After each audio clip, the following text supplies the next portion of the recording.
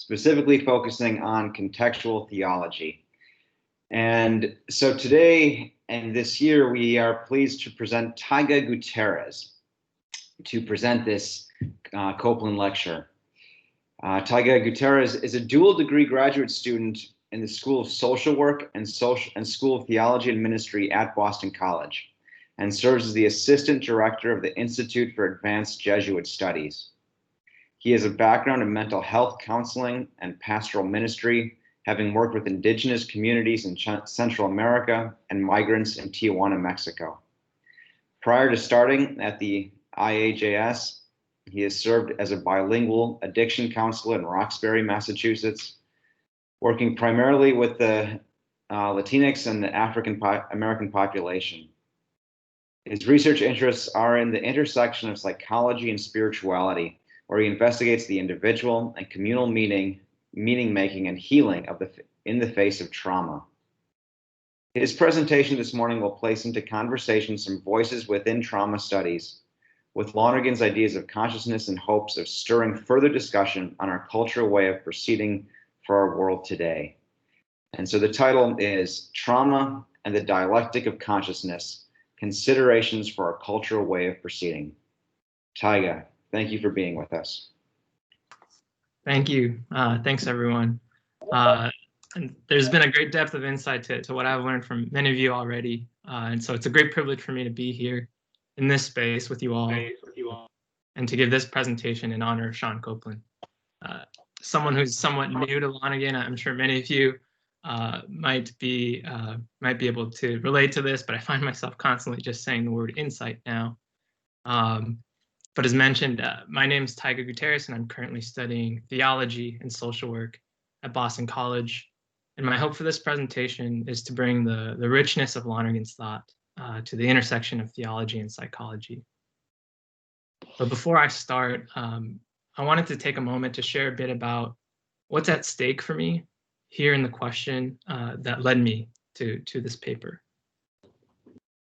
Growing up, I lived in a neighborhood with a high concentration of an Asian population. My mother, being from Japan, finally had somewhat of a community to speak her native language and have a felt sense of home. Like many other youths at the time, I'd spend some of my shenanigan time going to the mall, and this mall happened to be right next to the horse racing track, the Santa Anita horse race track. But sometime in middle school, I found out that this horse racing track had actually been the site for a Japanese internment camp at the height of World War II. And that was why my mom had other people to talk to in her native language. Once I became aware of this, there was no unseeing it for me. Anytime I passed by this place or met another Japanese family, there was always that ghost of what had happened to those who looked like me almost 80 years ago. To some degree, a consciousness of this forever changed how I felt, how I saw, and the way that I interacted with this geographical space and the people and community around me. About 4 months ago, I happened to be in Minneapolis when George Floyd was murdered and the 3rd precinct was burning. The anxieties of quarantine fatigue and the unsettled cries for justice continued as I came back to Boston. Out of the signs that many were holding, there was one in particular that haunted me for weeks. It simply said, 60 years later. And while I'm not African American and have not experienced police brutality, it was clear to me that here too, there was a haunting and scratching of open wounds that started long ago. It stirred in me this question: what does it mean to heal? To recover from these historical and embodied wounds? Does healing mean forgetting? Does it mean that I no longer feel pain when the wound is touched? Does healing mean a capacity for rest and functionality, that I can live my life as I did before the wound? What does healing mean in the face of wounds that remain?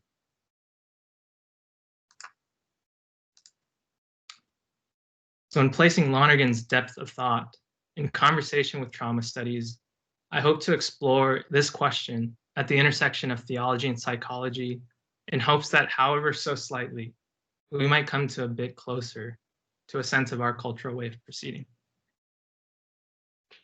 So I want to back us up a little bit and briefly go over the points of Lonergan's thoughts that I hope to place us in conversation with. There's a wealth of insights from Lonergan that can be brought in regards to healing in our world today. But for the purposes of this presentation, I just want to briefly mention two interrelated schemas that provide what I believe are helpful places to start in forming an understanding towards healing.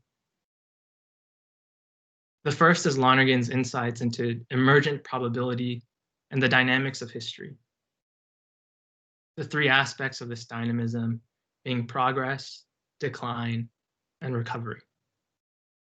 Lonergan provides a philosophical treatment of this in insight and a theological treatment in topics in education, which accounts for some of the different terms used for some of these dynamics. Lonergan's notions of progress takes place when a community objectifies or actualizes these transcendental notions or basic imperatives to be attentive, to be intelligent, to be reasonable, to be responsible, to evaluate, and if necessary, to change. These transcendental notions, when intentioned into concepts or thought through in a reflective manner, help to move us from ignorance to knowledge. It is in some ways the very idea of that self-correcting insight working in the world, of existing, of questioning how to do things better, of generating insight, of implementing modifications that then lead to further questions and insights. Progress is the creative task to find answers and of intellectual development, the continual and dialectical conversion towards truth and the good. The second dynamic is that of decline or bias and sin. Well, there's a lot to be said here about bias and has been said by other scholars here. The various forms of biases endemic to consciousness. For the purpose of time, I'll summarize Lonergan's understanding of bias as the forces that distort human efforts to the movement towards that self-correcting progress. It is these biases that disrupt the reflective processes of authentic discernment in light of complex situations. Decline is the vicious cycle that leads to a disruption of truth-seeking, a non-consideration of evaluating and considering new evidence, and a closed mind to possibility and conversion. Rabbi Alfred Bettelheim once said, "Prejudice saves us a painful trouble, the trouble of thinking." The third dynamic is that of recovery or redemption, which serves to heal the wounds that comes from bias and that is bias. It's this recovery from the decline that allows for progress to happen. Lonergan speaks of this recovery as the healing that takes place in all religious love as grace, and that it is this love that heals hatred and bias. The second helpful schema from Lonergan is the cognitive structure proposed in his method and insight. Lonergan provides a framework of various levels of consciousness that, for the purposes of this presentation, will be summarized as the empirical or experiential consciousness, the intellectual consciousness, reflective judgment, discerned choosing and responsibility, and religious consciousness. And sometimes even talking about a zeroth level of dreaming or dream state consciousness. Dr. Burns eloquently shared in his presentation yesterday what I think is a much more easily understood framework and vocabulary of knowing, of valuing, deciding, and loving. Well, these are talked about as levels of consciousness. There's a reality that these levels aren't necessarily successive, but that they are dialectical. There's a certain succession and development, but the movement between these can be dynamic. In bringing these two schemas of the dynamics of history and the cognitive structure of consciousness together in the question of healing, of recovery, and of redemption, we can begin to formulate a way of exploring to the role of consciousness, to the driving force of a healing love that seems so necessary in our time and history. Lonergan notes both the foundational sense of love, but also that there is an importance of a conscious, of an intentional and discerned love for healing. Dr. Timothy Keller, a Protestant theologian and pastor, wrote that to be loved but not known is comforting, but superficial. To be known and not loved is our greatest fear. But to be fully known and truly loved is, well, a lot like being loved by God. It is what we need more than anything. It liberates us from pretense, humbles us out of our self-righteousness, and fortifies us for any difficulty life can throw at us. Lonergan provides a depth to my role as a social worker, as a pastoral minister, and as a human being, in that a part of my work is to help people, including myself, to make the transition from conscious feelings to known feelings of a healing love. I want to shift here for a bit to talk about trauma studies before I attempt to weave Lonergan into our conversation. In the realm of trauma studies, I draw from mainly two authors, Judith Herman for a psychological overview of trauma and recovery, and Shelley Rambo for a theological treatment. In her classic book, Trauma and Recovery, Judith Herman states that traumatic events are extraordinary, but not because they occur rarely, but rather because they overwhelm the ordinary human adaptations to life. She is clear to state that the severity of traumatic events cannot be measured on any single dimension. Simplistic efforts to quantify trauma ultimately lead to meaningless comparisons of horror. However, with that said, there does exist prominent characteristics of a traumatic event, which is its power to inspire helplessness and terror. Internal traumatic reactions can occur when action does not lead to change, or when no option for change seems possible. When the sense of helplessness has overwhelmed the ordinary human adaptations to life. Judith Herman's trauma research identifies 3 cardinal symptoms of trauma. And here she's mainly referencing the more chronic presentation of trauma known as post-traumatic stress disorder, or PTSD. The first cardinal symptom is that of hyperarousal or hypervigilance, which is the persistent expectation of danger. The second is intrusion, or the reliving of the traumatic moment. This can present as involuntary, distressing trauma memories. It can present as flashbacks, and even distressing trauma-related dreams.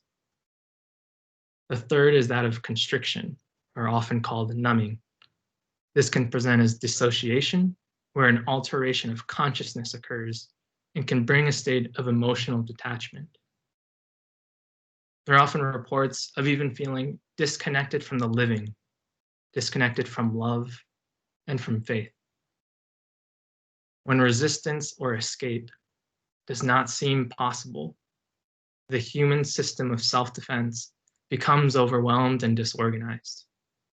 It's a protective mechanism in which the body disintegrates to the reality of terror. Traumatic events can produce significant changes in physiological arousal, of emotion, of cognition, and memory. One can experience intense emotion, but without clear memory of the event. Or someone may remember everything in detail, but without access to any emotion. Or one might find themselves in a constant state of vigilance and irritability without knowing why. The haunting reality of trauma, in many ways, impacts one's consciousness on all levels, even that of the 0th level of dreams. It is not merely an affected ability for a consciousness of security and love, but rather can be an excessive overwhelm of consciousness, of the ghosts of the traumatic event. In Shelley Rambo's Spirit and Trauma, she speaks of trauma as the antithesis to the statement that time heals all wounds. She states that in trauma, distortions in time constitute the wound. The problem of temporality is at the root of the phenomenon of trauma. Trauma is not a one-time event. Instead, trauma speaks to an event in its excess. It is the afterstorm that doesn't go away. It is the experience of the aftermath of death without knowing the resurrection. It is being in the middle space in Holy Saturday. So what does recovery and redemption look like from this middle space? Rambo states that if viewed from the middle ground, redemption is about the capacity to witness to what exceeds death, but cannot be clearly identified as life. The vision from the middle is one of perpetual witness. Today's realities raise the question of to whom and of to what do we give witness? In interpersonal traumatic events, such as those that may come from abuse or violence, there are often victims, perpetrators, and bystanders, not only at the traumatic event, but at the recurrence of the terrorizing and prevention of healing. But even in those events where there's no clear perpetrator, there often still lies those who perpetuate and exacerbate the indelible imprint of terror. The perpetrator appeals to the temptation and desire to see no evil, to hear no evil, and to speak no evil. They ask that the bystander do nothing and work to silence the victim. The victim, on the other hand, often asks the bystander to share the burden of pain through action, engagement, and remembering. Herman shares that on one side, we may have victims who perhaps wish to forget, but can't. And on the other, all those with strong, often unconscious motives who very intensely both wish to forget and succeed in doing so. And that in this contrast is pain for both sides. Sean Copeland actually provides a great discussion of this in regards to race. In her book, Knowing Christ Crucified, she speaks of the traumatic wrong and the dangerous memory of chattel slavery. While forgetting may function to the possibility of change, it is dangerous in that forgetting can lead to abandoned social and moral integrity. She calls for a need to protect authentic memory. She's referencing chattel slavery, and she's talking about protecting this memory from rejection or denial. Authentic remembering entails acknowledgement of and relation to the complex present reality within which we remember it. And as authentic, that memory obliges solidarity. Copeland states that authenticity is not a type or degree of knowledge, but rather it is a relationship to what is known. To hold traumatic reality and consciousness, the middle spirit of Holy Saturday, requires a social context that affirms and protects the victim and calls forth the bystander to be converted, to become witness, to be conscious of what remains in excess, those things that overwhelm the ordinary human adaptations to life. In many ways, I think it's where we find ourselves today. We witnessed the dismantling of our daily routines in our lives due to COVID-19. We've witnessed the murders of George Floyd and Breonna Taylor, which have ingrained the reality of racialized traumas into our visceral memory. Yet I also realize that for some, this was an event that has cut into a wound that has been open long before this summer. For some, this is an experience in its excess, that we live in the tenuous process of remaining. This redemption or recovery from the traumatic event cannot be a back to normal. It cannot be a sense of get over it, to start over and start fresh. For a redemption of back to whence we came does not properly integrate the experience and insights through the suffering. The traumatic event cannot simply be exorcised. Both Lonergan and trauma studies reveal that healing, recovery, and redemption calls us towards authenticity in relationship to what is known. That there must be a foundation of truth-telling and truth-revealing in our movement towards progress. A progress that is dialectical and ongoing towards a communal conversion experience. In social work, there's a fundamental principle that we cannot simply pathologize a person, and that we must view our work in the context of the person in environment, that the person is always interacting with their surroundings. A common example of this is someone who is on a wheelchair, and yet there are only stairs. Instead of simply saying that the person is disabled, the question must be raised of what in the environment is disabling the person from the function that they are trying to perform. As we think about the notions of recovery from the decline of progress, it is an imperative to look on an individual, communal, and environmental level. To ask, what is healing at the turn of decline towards recovery? And how do we understand our cultural way of proceeding? I don't necessarily have any answers, but I believe Lonergan's schemas and conversation with trauma studies provide some considerations for insight. The first is from the initial imperative task for trauma recovery, which is the establishment of safety. For healing to occur, we cannot only provide spaces for mourning and lamentation, though necessary. We must ensure safety from the continued harm.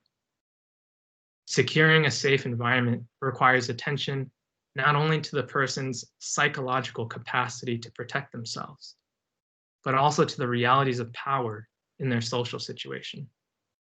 There's an urgency, for the wound is still open, and we hear the cries of the poor. The second is the rebuilding of trust. For the mutual mediation of healing, trust must be valued as principal to the relationship. Trust is rebuilt in the practice towards the foundation of truth-telling and truth-revealing. Victims of trauma must be empowered to speak and be heard, as well as bystanders, to rise to an alliance of witness. The third and last is the restoration and inspiration of authentic imagination. Bessel van der Kolk, a prominent researcher in trauma scholarship, found that in his course of research, he discovered that of all the capacities lost in the experience of trauma, the loss of imagination was perhaps the most devastating. For the communal conversion in progress, there must be an authentic restoration in the victim's imagination for a world with healed wounds, as well as inspiration for the conversion of the perpetrator's imagination to participate in the healing love and redemption. Of course, there are limitations to imagination. However, the consideration here is for an imagination grounded in the authentic, in relation to what is known. The practices of sensing life through our conscious and intentional experiencing of it is, in some ways, an embodied practice of imagination. It is to imagine a possibility beyond the remnants of death, an experience of movement, of recovery of temporality. Ruth Bader Ginsburg reminds us that for healing and progress in society and history, real change, enduring change, happens one step at a time. And as we continue to move through these times of overwhelm and confusion, of the haunting and excessive presence of historical and interpersonal wounds that remain on death's pull in life, there too is a reminder of the value and healing of the redemptive power of love, which remains. A reminder of the last question in the Joanine Gospel: what is it to you that he remain? I know these aren't groundbreaking or new considerations, but my hope is that there's a gained momentum of insight in the interdisciplinary fruits from placing Lonergan and trauma studies in conversation, in hopes that it brings us closer, however small of a step, to the emergent probability for healing. Thanks everyone for your time and attention.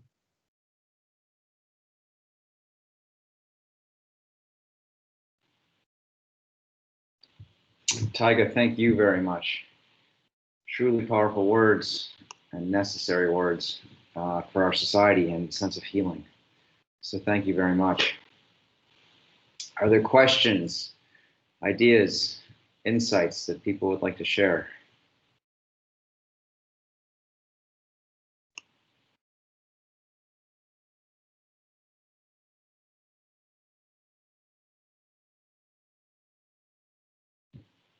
Steve? Yeah, thanks, Taiga. That was really great. One question, kind of maybe more tangential to your point, but especially when teaching Lonergan to undergrads, a question that often comes up is because Lonergan's talking about the intellect and how the human person is really kind of so much about this ability to use the intellect. And the question always comes up, well, what about those who, for one reason or another, seem to have some sort of impairment seemingly, or they don't seem to be able to function in the way that Lonergan points out is this kind of central movement of the person towards knowledge. And the way you spoke about trauma as disrupting our ability to kind of perform some seemingly normative human actions and to protect ourselves just raises that question again for me. So I've heard different answers from different Lonerganians, but I'm curious, from someone who's really got experience with studying trauma, how would you respond to those kind of questions in terms of either how you see Lonergan maybe answering that, or maybe what could be added to Lonergan when those kind of questions come up? Yeah, I think that's a great question. And it's one that I think even as a counselor, we struggle with sometimes too, and get caught in that trap of functionality and kind of capacity, and kind of end up pathologizing a person, and therefore kind of affecting how we view them and the dignity that we provide or are in relationship with them. I don't know. I think it's something that is still wrestled with. I think part of it, in terms of from a counseling side, is to always watch how I might consider what is kind of intelligence and what it means to learn and to be taught. And obviously there's a cognitive function component to it. But I think of also everything that my clients have taught me, and different street knowledge or different aspects of what it means to love and what it means to forgive, especially those working in addiction recovery. The constant sense of a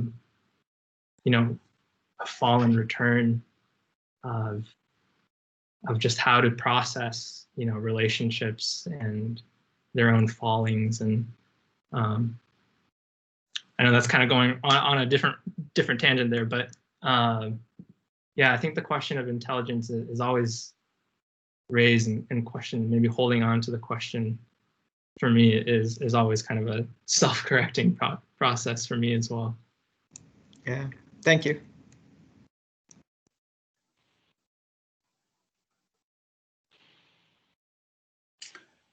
Other questions? question. Oh, someone else has hands up. No, go ahead.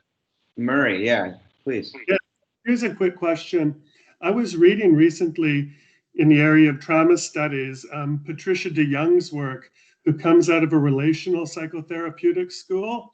And she often speaks about how trauma, how it fragments and like a person's sense of self into a series of parts, sort of personas, which are sort of adaptations to traumatic events.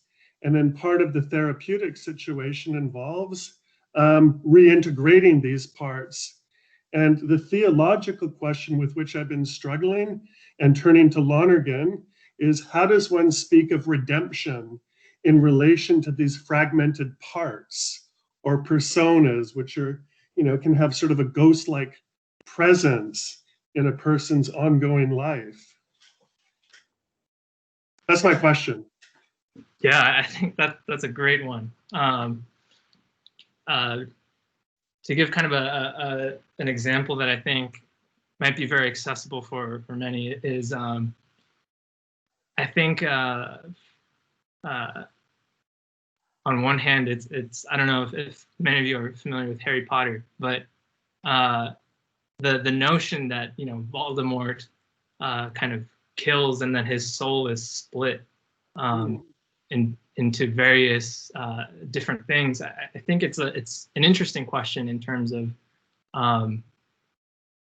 in trauma studies. There's also this notion of moral injury, in the sense that even as somebody who has perpetuated something, I can have a moral injury into how I view myself, and kind of the language of integration and disintegration, I think, to your point, is very frequent in trauma studies. So I think from what I've heard and from what I've read, I think a lot of it is in this realm of how do we integrate realities into our lives in a way that doesn't pathologize us as completely bad, as the possibility for healing, I think, is always, it's difficult to kind of hold sometimes, the tension between the reality and the possibility for healing. So I'm not exactly sure if that answers any of your questions, but thank you. Yeah. Cecilia, do you want to? Yes. Thank you, Taiga, for the fascinating presentation. One thing that I found really significant was when you mentioned the person who uses a wheelchair and not looking at them as, they have this disability, but what's disabling them around us. I was wondering if you could speak more to perhaps your experiences with people who have experienced trauma and PTSD as a result of religious contexts, particularly those who are LGBT or even racism in parishes that lean one race or ethnicity over another, and what structural changes we can make to address those issues. Yeah, that's a great and tough question. Yeah, I think in terms of trauma recovery, one of the ways in which one kind of aspect of that or way of responding to that has been traditionally in what's called prolonged exposure, cognitive behavioral therapy of prolonged exposure, which kind of gradually takes somebody to kind of have a longer sense of exposure to what something related to that trauma, and to kind of gradually have a known sense that it is safe to be in that context, to be in that space, to be in that thought. And so that there is, I think, first and foremost, that space and environment has to be actually safe in order for that to actually happen, in order to actually expose them again we must kind of reduce that risk for the actual terrorizing to happen again, or else it just kind of affirms that belief. So I think when it comes to something like a religious trauma in a religious context, the sexual abuse scandals, and for people who have felt so pushed away, growing up as a Catholic or non-Catholic or in their religious communities, and now that experience is so tied to that space and to that imagery. I think it's a very long process of healing. And I think part of it must be that we must show that there is a foundation for that trust, that it is safe, and we must make sure that it's safe. But it takes relationality, I think, and it takes community and a willingness to actually, I think, work on those things. In terms of tangibly what needs to change, it's probably a lot, and a lot that I don't even know of. But I hope that that's where we can all work together to kind of start to think through, how do we create safety?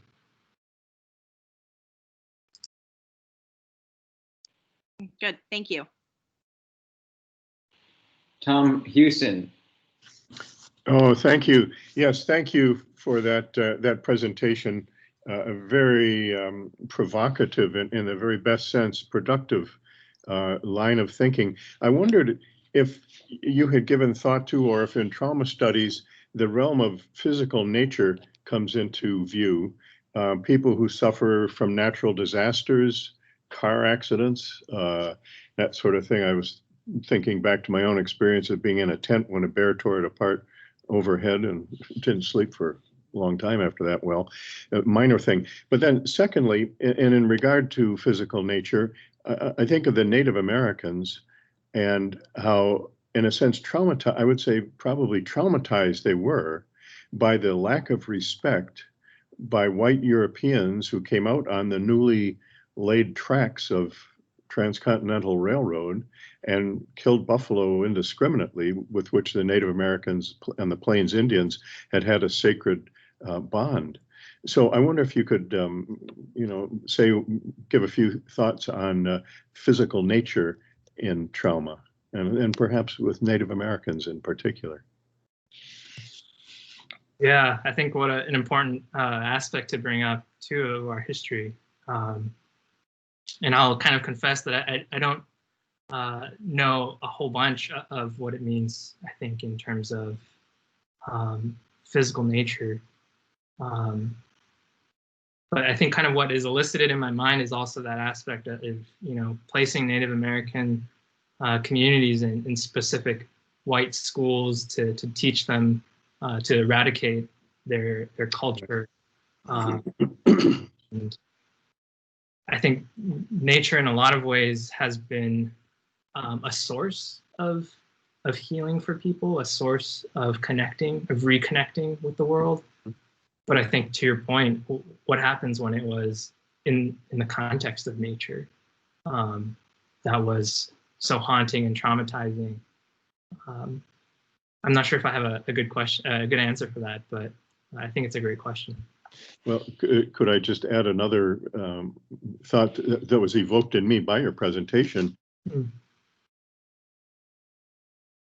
Yeah, of course.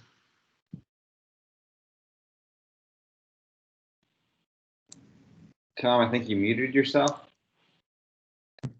Okay, just that Christianity, originating in the cross and death of Christ and the resurrection, we're very tied to trauma. And if we refuse the cross, we're going to cut ourselves off from a lot of people, as well as ourselves and Christ. So I don't know, it just seems to me trauma studies has a great deal to offer theology, and I thank you for bringing it into effect with Lonergan. So thank you. Yeah, thank you.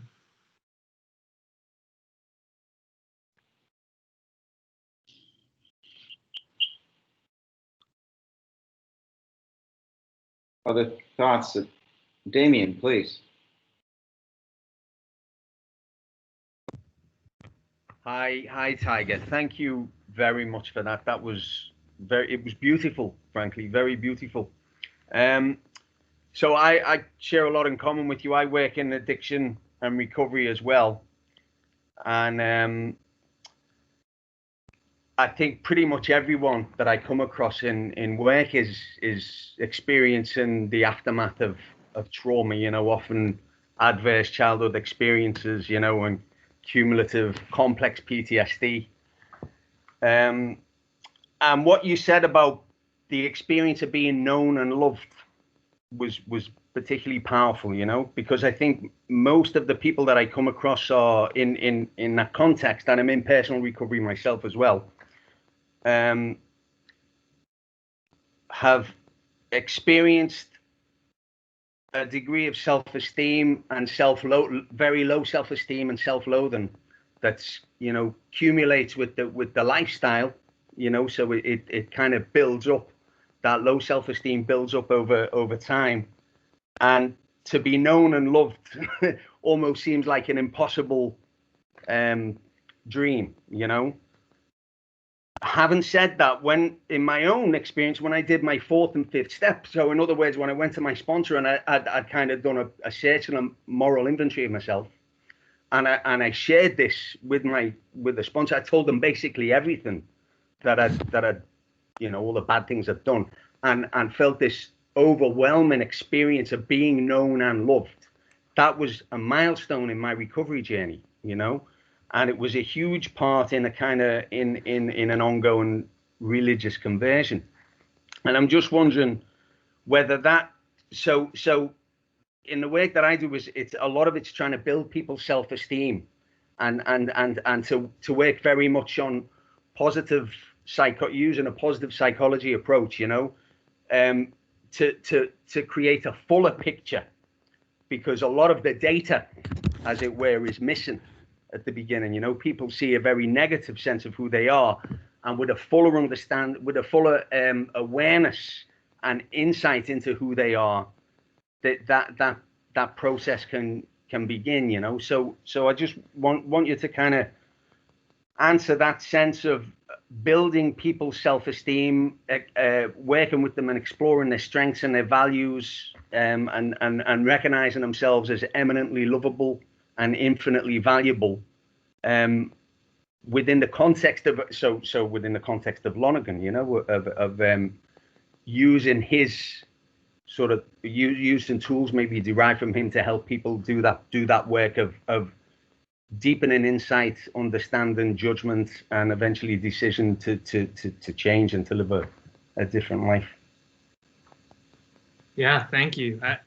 I think you're touching on a point that is really important and is super relational. I think of all the research that's done in terms of relating the spiritual exercises with the 12-step program. I remember sitting in on an AA meeting once and someone talking about how they had just come out of a trauma recovery program and that they're now meeting each of the steps in a new way. And so I wonder, you know, when we think about Ignatius and the spiritual exercises, the emphasis on both memory and imagination, and kind of walking through the different weeks of the spiritual exercises to ultimately come to know that we are loved and known. I think it elicits a lot of that. And I think just before this session, I was overhearing Steve talking about the different notions of that ultimately there is this rising to love, but it's also that it's coming down, and that is kind of prerequisite in some ways that you know, that love is kind of both the foundation and the goal.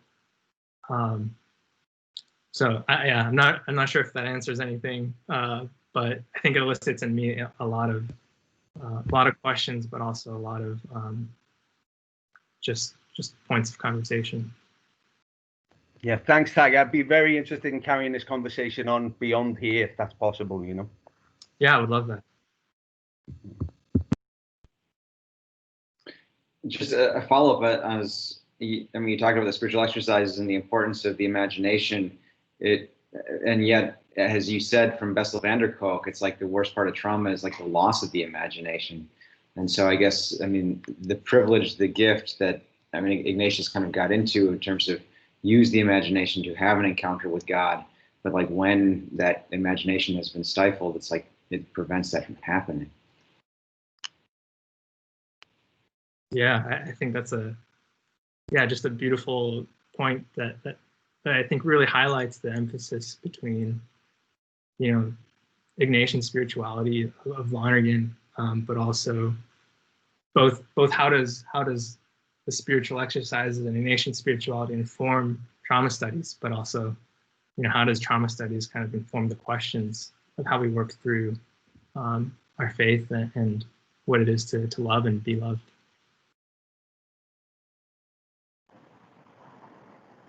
Mookie, you have your hand raised.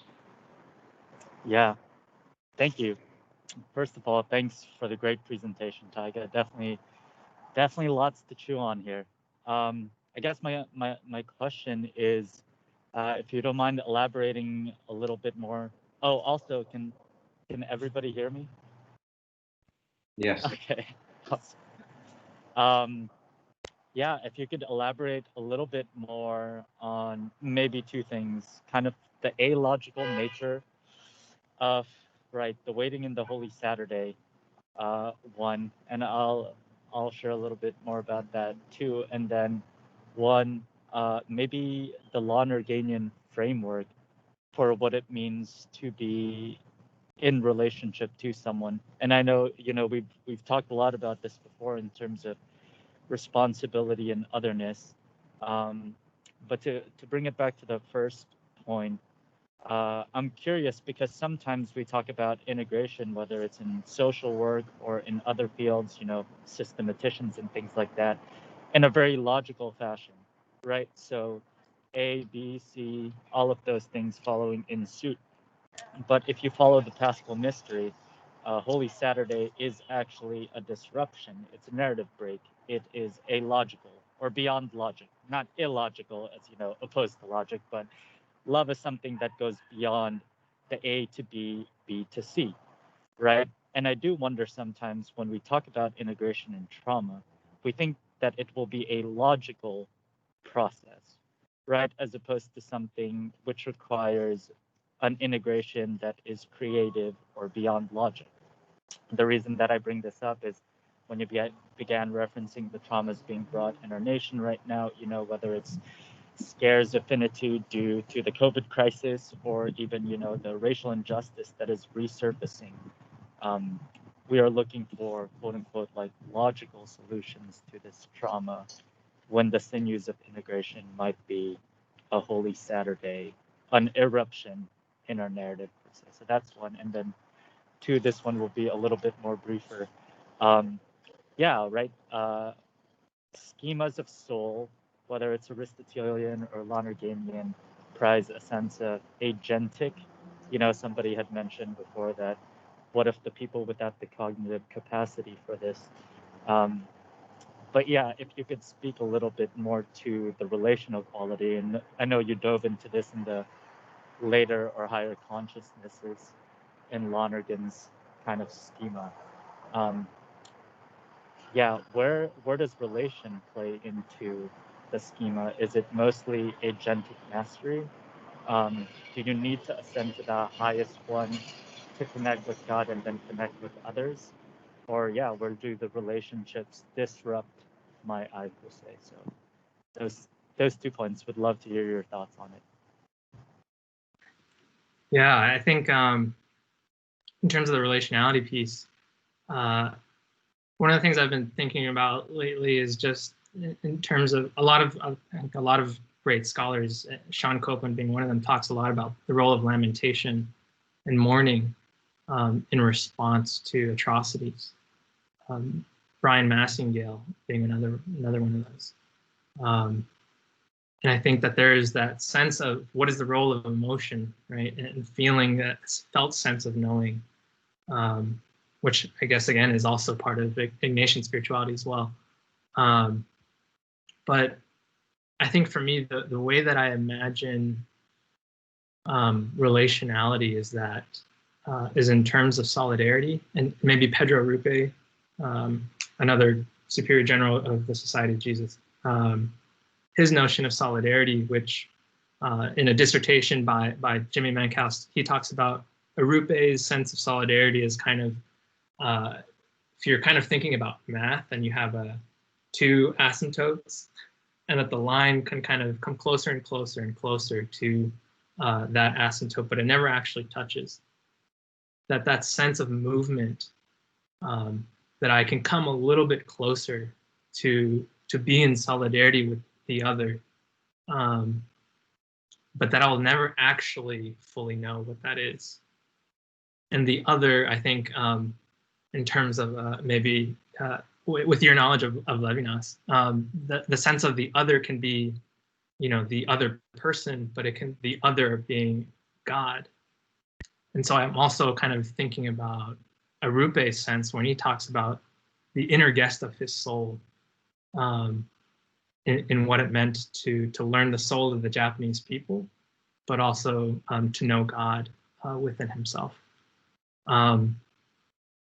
So I think in terms of relationality, I think it's really important, and it's foundational in terms of trauma studies.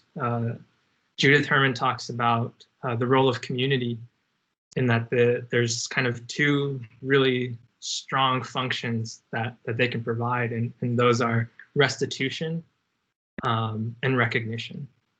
And I think, sometimes it can be hard for the self-appropriation piece. Sometimes that assistance of that affirmation of the recognition, to know, am I crazy to think this? Is this authentic? Is it in relation to what is known?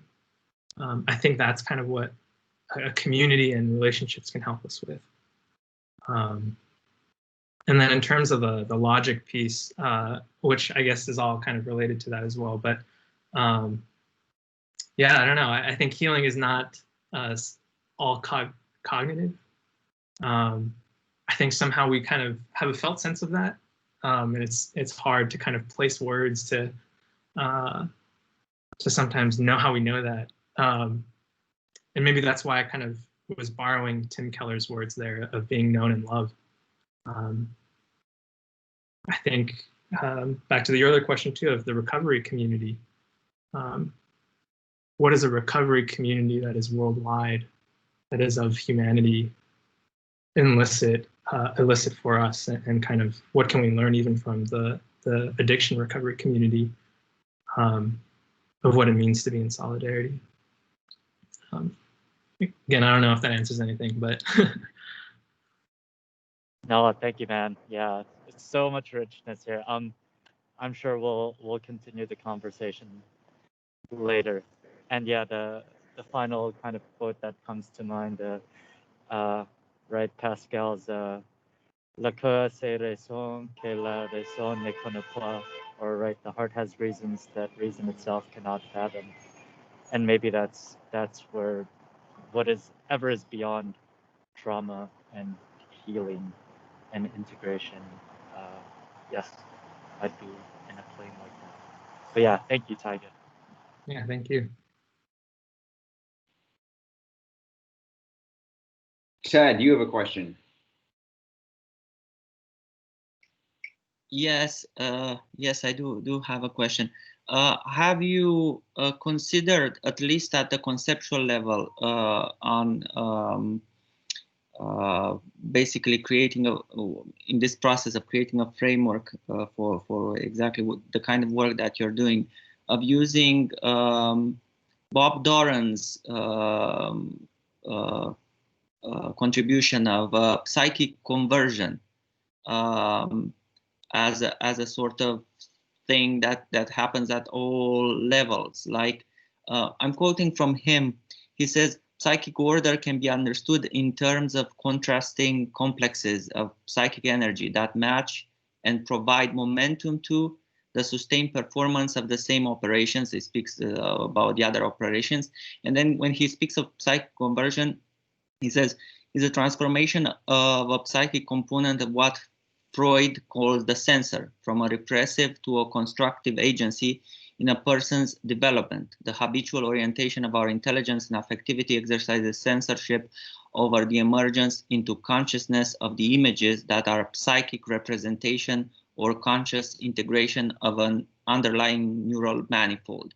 So my question is, with regards of this concept, of course, it works at a personal level in this kind of healing, but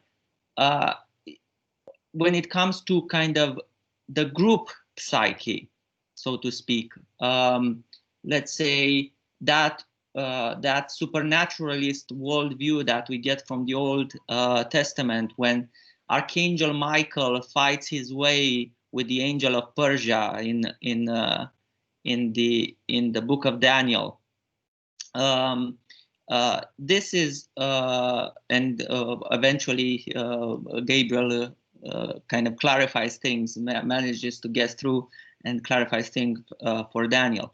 The psychic conversion of a nation, or the psychic conversion of a group of people within a nation, or an ethnos, or whatever group we might think of, being this kind of process of it is healing in a certain sense, but it is also basically the integration with the whole again, and it's like there is a sort of responsibility that lies with the person or the group that suffers the trauma of lifting themselves. So did you work with this notion that Doran has of psychic conversion, but kind of transferring it from the realm of the personal to the realm of the group?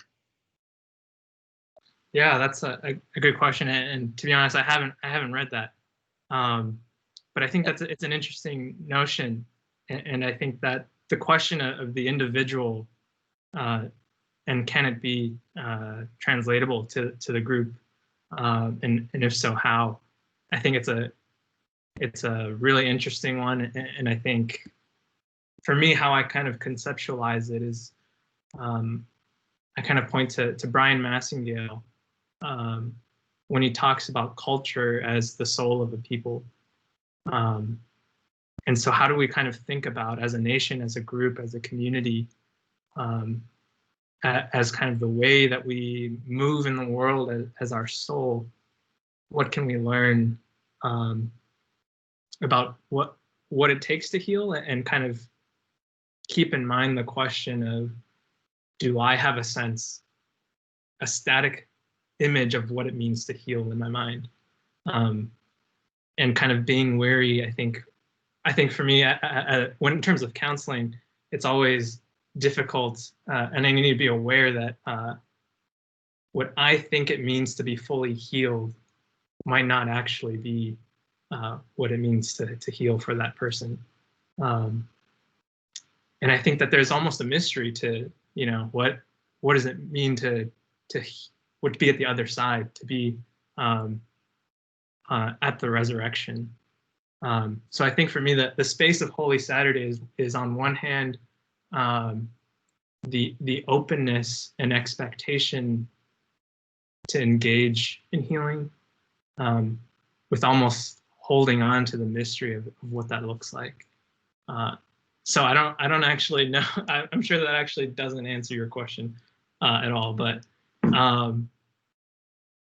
I think, yeah, in terms of kind of the communal aspect and psychic conversion, for me, it's kind of hard to grasp at something concrete of what is on the other side.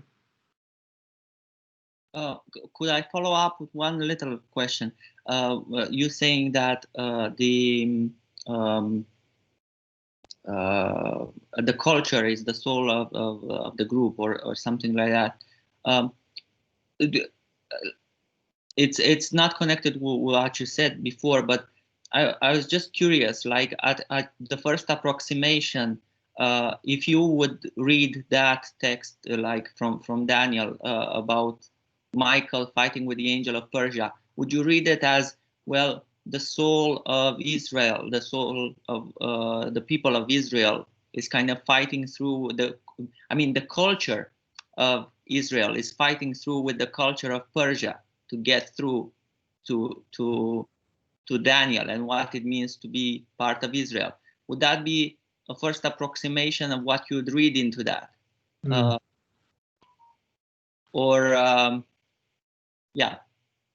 Yeah, it's a great question. I'm not exactly sure, to be honest, and I think maybe there's multiple ways of kind of looking at it, but I think for me, one of the things it elicits is actually Ignatius when he talks so much about the soul and what it means to help souls. Even when Ignatius wrote in Spanish, he still used a Latin word for soul. He kept on to the anima, even if he was talking about an individual, or if he was talking about the larger sense of what it meant to talk about souls in a more spiritual level. So I'm not sure. It might be to me various ways of reading into kind of the hermeneutics of it, but I'd be curious to see kind of what does a reading of looking at it through culture kind of elicit. W.E.B. Du Bois, when he talks about the soul of Black folk, he talks about himself having two warring souls within himself. He talks about having the American soul at war with the Black soul in his own body. And so, I don't know. I guess I'd just be curious to see kind of what does that elicit, and love to have that conversation too. Thank you, Taiga. Yeah, thank you. Thank you very much, Taiga. This, truly touching a wound in our society right now, but then addressing the healing and healing is possible.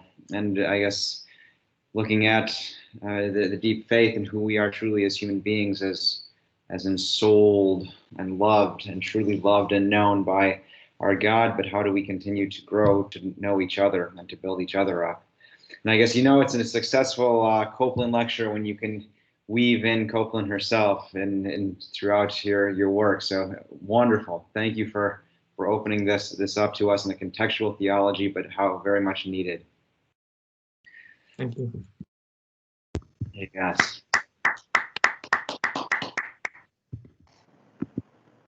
So we are on a lunch break. We had a very insightful